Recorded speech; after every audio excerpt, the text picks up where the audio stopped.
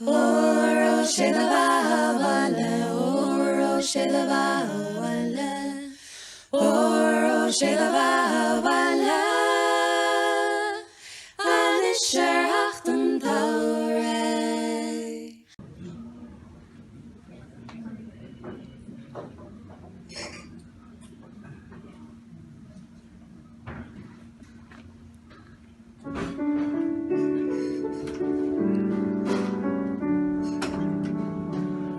Daddy boy, the pipes are calling from glen to glen and down the mountainside. The summer's gone and all the roses falling. It's you must go and I must find. But come ye back when summer's in the meadow, or when the valley's hushed and white with snow, and I'll be here in sunshine or in shadow. Oh, Danny boy, I love you so.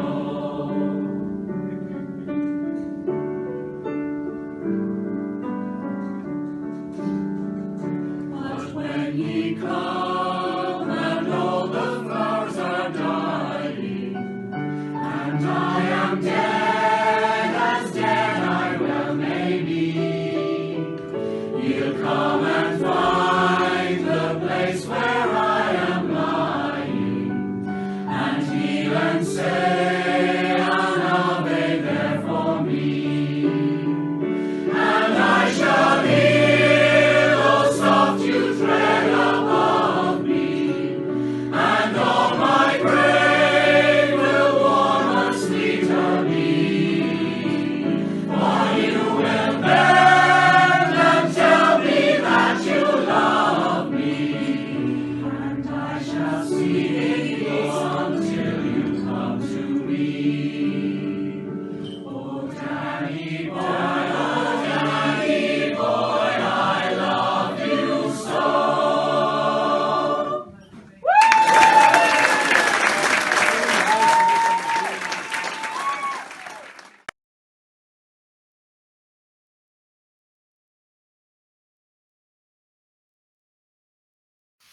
Hello Edmondstown, Tim O'Connor here, wishing you all a very happy St. Patrick's Day and happy St. Patrick's Week. Hope you're all feeling okay and staying safe out there. It's been a tough year, but hopefully in a few weeks we'll be back doing what we do best or worst and hitting that golf ball around the place again. But in the meantime, anyway, please stay safe. Our esteemed and dear President Mary, was in touch with me and instructed me, and asked me would I maybe tell a story for the week that's in it. Some of you might know that I have been known occasionally to do an Eamon Kelly story, the Seanachai. So President Mary asked me if I would tell one of those stories for the week that's in it. And of course, you can't say no to President Mary, especially when she's been so good to us during this past very difficult year. So, and maybe if I could take the opportunity, actually, and I'm sure I speak for a lot of you, to take this opportunity to thank President Mary for all that support and how good and kind she has been to us, and all the support from the club. And if I could also give a shout out to last year's chairman, Michael Hand, who did such a fantastic job, and now this year's chair, Tom Murphy, and also, of course, last year's captain, Colleen, and Captain Denise now, and Captain Michael throughout both years, and Mark Lynch and Aidan, all the team. And indeed, I should mention the thanks also to the entire board of the club. Francis Hanratty told me I should mention the whole board. And of course, as you all know, whatever Francis tells me, I have to do. Isn't that right, Francis? Anyway, the story, get on with it, Timothy.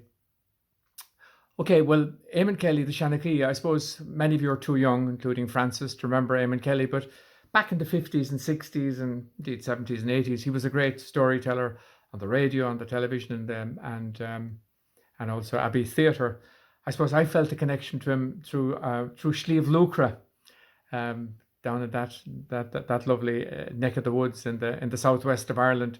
Eamon Kelly was from Rathmore, which is on the eastern part of Slieve Lucra. Now, Slieve Lucra spreads all the way across East Kerry into North Cork and into West Limerick. And I'm from the West Limerick side of Slieve Lucra, but we're all feeling connected to each other. And if you were watching John Creedon there recently on his great programme on RT called Atlas of Ireland, he actually featured Slieve Lucra one of the evenings and talking about the Slieve Lucra state of mind. So great music, great song, but also great stories. And certainly Eamon Kelly is probably the greatest exponent of all of that. And finally, before I tell the story, I'd like to dedicate it, the story, to another great Kerry man, sadly also no longer with us, one of our own, Michael Burns, our esteemed past captain and great friend, sadly passed away, but also a great storyteller. And he and I had many good evenings swapping Eamon Kelly stories. And with permission of his good wife Deirdre, I want to dedicate also the story tonight to that great Kerry man, Michael Burns, and to tell you now an Eamon Kelly story. So stay with me now, please, while I become Eamon Kelly. Thank you.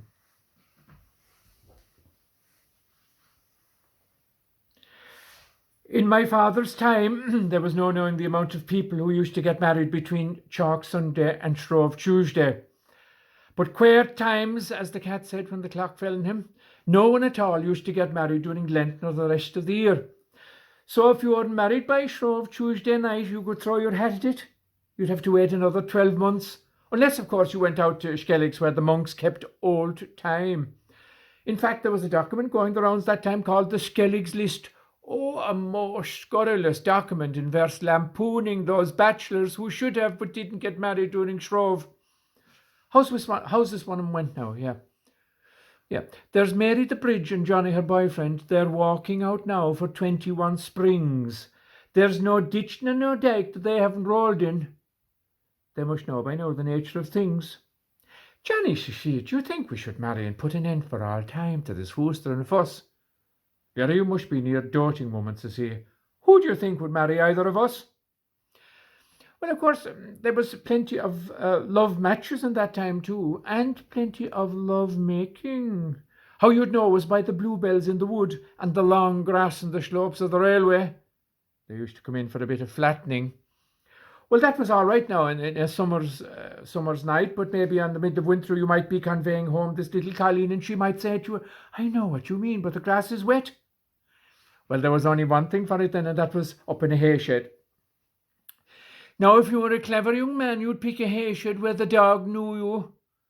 Otherwise, the farmer mightn't be long coming in and leaving the print of the 4 prongs of the dung fork in your backside. And I can tell you that'd soon bring down the temperature. Well, there was also these ball nights which used to be held in individual houses, but the only thing about the ball nights was that Father McCarthy, the parish priest, was dead set against them. So much so that they used to have to place a sentry outside the front door of the house where the ball night was going on to raise the alarm as soon as they heard the wheels of Father Mac's jaunting car coming up the Bohereen. Well, one night in particular will go down in history. It was about 12 midnight. Hilarity was at a peak.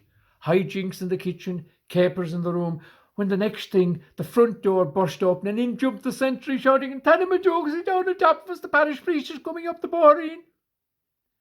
Well, the terror that was in that house, I can tell you. And of course, the women left shawls and barneens down in the back room, and in the fooster and fuss to get those, didn't 2 large ladies get stuck in the door? They couldn't lead nor drive, until one clever bio started pushing down on the backs of their necks until their girths decoincided and they were free. Now, Moll Sweeney was the last to leave the house, pulling her shawl up around her, and of course, as soon as she left the light, the poor creature was as blind as a bat.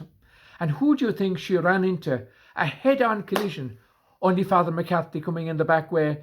Look at that for strategy, you see, to catch them all out. Now, Father McCarthy, to prevent himself from falling on the dirty yard and ruining his new top coat, which he'd bought that very day in Hillard's Chape Sale in Cashel Island, didn't he throw both his arms around Moll in an attempt to maintain a relationship with the perpendicular? And of course, Moll hadn't a clue who she had. Will you stop, says she. Will you stop and will you take your hands off me, whoever you are, you see? Isn't it hot up for your coat you are in the parish breeze coming in the front door? Thank you very much. Happy St. Patrick's Day and stay safe.